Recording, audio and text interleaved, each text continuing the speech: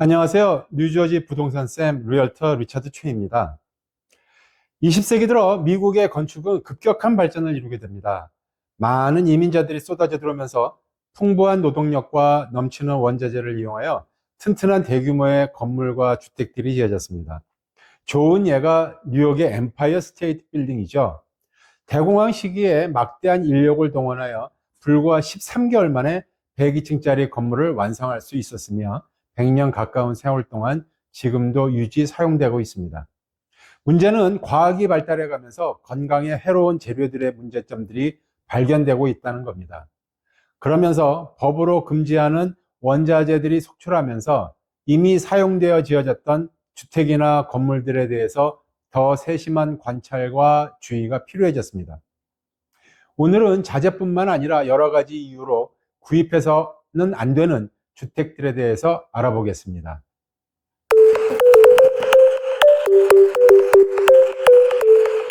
자, 사서는 안 되는 집 첫 번째, 100년 된 집.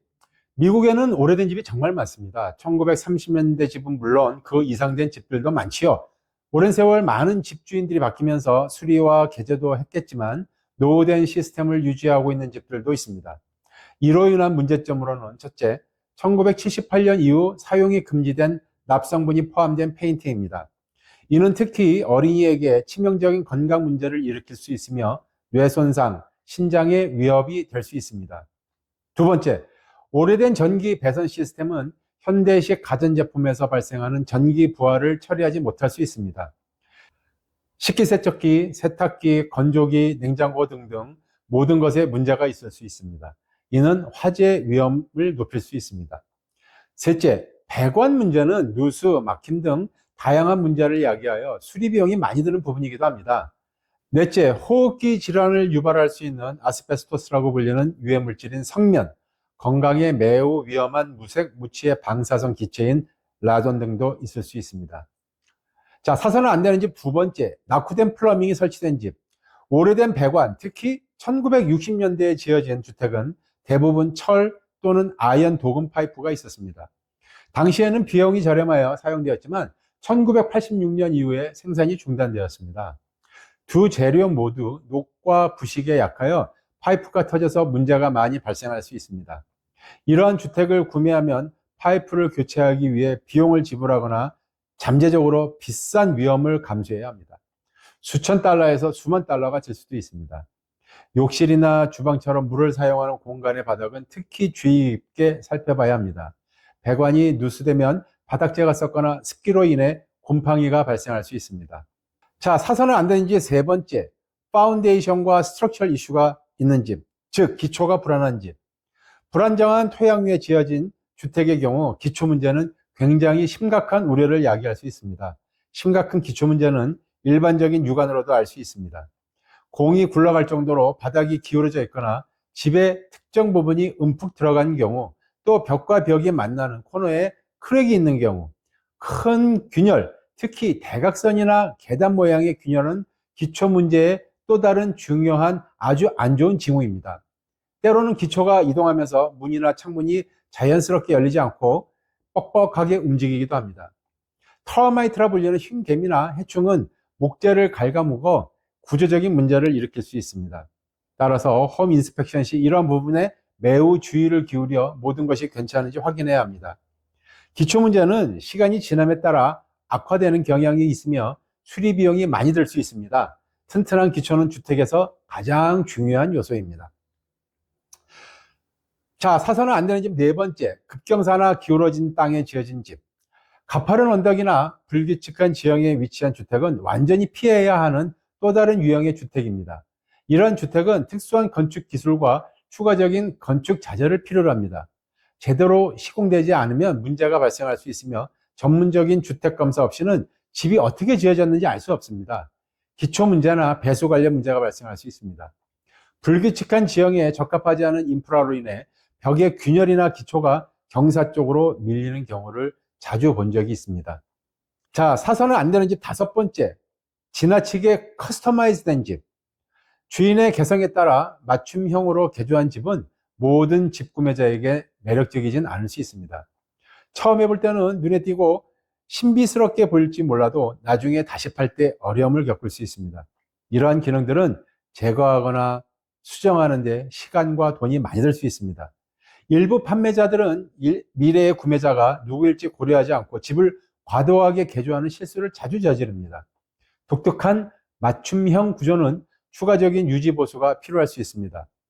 예를 들어 벽에 내장된 수족관은 멋져 보일 수 있지만 물고기 탱크를 청소하고 관리하는데 시간과 노력이 많이 들며 모든 사람이 원하는 것은 아닙니다. 시카고에 있는 농구 황제 마이클 조던의 집은 좋은 예입니다. 이는 과다한 개인 성향의 개조로 인해 마켓에 나온 지 무려 12년 만에 지난달에 1,500만 불이 깎인 채 팔렸습니다. 자, 사선을 안 내는 집 여섯 번째, LLC에 의해 플립된 집. LLC는 빠르게 집을 사고 팔아 이익을 얻는 투자 회사입니다. 이들은 종종 집의 외관을 화려하게 꾸미는데 집중하고 내부의 심각한 문제는 간과하거나 숨기려는 경향이 있습니다. 왜 이런 일이 발생할까요? LLC는 빠른 시간 안에 집을 사고 팔아 이익을 내야 하기 때문에 집의 상태를 꼼꼼히 점검하고 수리하는 데 충분한 시간을 투자하지 못할 수 있습니다. 최대한 많은 이익을 얻기 위해 필수적인 수리보다는 눈에 보이는 부분만 손보는 경우가 많습니다. 모든 LLC가 그런 것은 아니지만 부동산 투자 경험이 부족한 LLC의 경우 집의 상태를 정확하게 판단하지 못하고 중요한 문제를 간과할 수 있습니다. 집에 대한 모든 정보를 꼼꼼히 확인하고 특히 수리 내역이나 개조 내역을 요청하여 자세히 살펴보세요.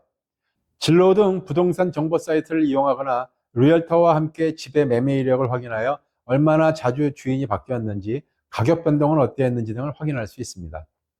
자, 사서는 안 되는 집 일곱 번째, 오일탱크. 지하 오일탱크는 과거에 연료를 저장하기 위해 주택에 설치되었던 시설입니다. 왜 지하 유류 저장 탱크가 위험할까요? 탱크가 부식되거나 누수될 경우 유류가 토양과 지하수를 오염시켜 심각한 환경 문제를 야기할 수 있습니다. 오염된 토양이나 지하수를 통해 유해 물질이 인체에 유입될 경우 건강 문제를 일으킬 수 있습니다. 오염된 토양을 정화하는 데는 막대한 비용이 소요될 수 있으며 이는 구매자의 부담이 될 수 있습니다. 지하 오일 탱크가 있는 주택은 매매가 어렵고 가격이 낮게 형성될 수 있습니다. 과거에 지하 탱크가 있었던 집이라면 탱크 철거 및 토양 정화 관련 서류를 꼼꼼히 검토하여 탱크가 철거되었는지, 철거 후 토양 오염 정화가 완료되었는지 확인해야 합니다. 자, 사서는 안 되는 집 여덟 번째, 플러드 존. 구매하려는 집이 현재 잠재적인 침수 지역에 있지 않은지 확인해야 합니다. 이전에 집이 침수를 당한 적이 없더라도 향후 50년 또는 100년 동안 보호를 받을 수 있는지 확인해야 합니다. 주변 지역도 침수 지역에 있지 않은지 확인해야 합니다. 심지어 구매하고자 하는 집이 침수 지역이 없고 주변의 모든 집이 침수 지역에 있는 경우 섬에 갇히고 비상시에 나갈 수 없는 상황이 되지 않도록 해야 합니다. 모기지를 얻어 구매하는 경우 렌더는 침수 보험을 요구할 것입니다. 연방 비상관리기관인 페마에서 해당 부동산에 대한 침수 지역을 지정하는데 이를 리얼터들이 알아내고 도움을 드릴 수 있습니다. 자, 이러한 문제를 지니고 있는 집들은 고쳐서 살 수는 있습니다. 하지만 돈이 많이 들어가는 부분들입니다. 그냥 사지 마세요. 믿을 수 있는 리얼터와 능력 있는 인스펙터를 고용하여 꼼꼼하게 살펴보고 검사해야만 합니다. 감사합니다.